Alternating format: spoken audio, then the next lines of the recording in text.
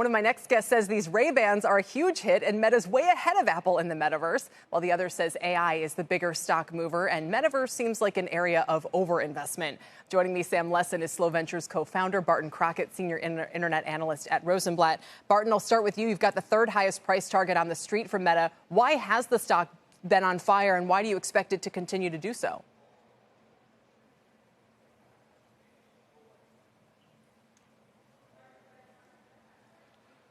And I was thinking maybe we'll get Barton's sound out. We'll fix it in a second, Barton. Sam, I'll turn to you kind of with a similar question and to explain a little bit about how and why these glasses have kind of become a sleeper hit, haven't they?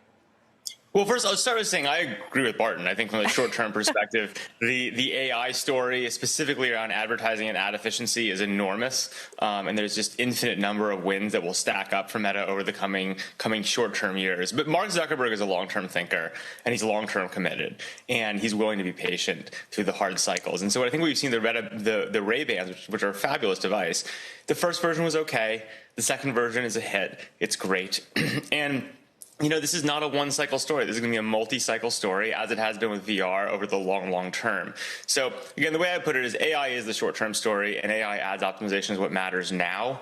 But what you're seeing is a long-term focused, patient company and a long-term focused, patient CEO, and you can see that he's just going to grind this all to a really interesting place over time. Barton, I think if we can hear you now, go ahead. We were talking about, is it really the hardware and some of these new announcements that are powering the stock, or is it literally as simple as how AI has been better optimizing their ad load?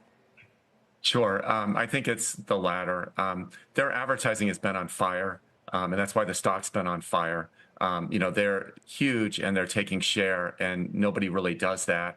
And they're crediting AI for improving return on ad spend, for improving user engagement. They're deploying AI, and they're kind of a use case of AI improving your business that's way ahead of the pack. And that's where the excitement is. The devices, the reality segment, is where the concern is among investors. They've lost cumulatively since they started breaking this out, this segment, 60 billion, nearly 60 billion. Wow. They're on pace to lose, 17 billion or so this year, a little bit larger than what they lost last year. And there's no one on Wall Street who looks at that and says, yeah, you're kind of get a great return on that investment right now. It seems like something that a founder-controlled company can do. Now, that said, it's getting better. They're losing a lot of money, but the devices are starting to click. The Ray-Bans are interesting. So that's, I think, why CNBC and others are looking more closely at what they're announcing, because these devices are starting to resonate. And the whole category was really validated to a degree by Apple moving in with Vision Pro, and Snap continuing to lean in. Those have been, I mean, I take your point about the glasses more broadly. We'd all left the product category for more or less dead. No one was that impressed with what Snap announced the other day. The Apple Vision Pro goggles, I don't think they've been a great seller. And you sort of, Barton, are saying you like the stock in spite of their investment in the glasses and not because of it.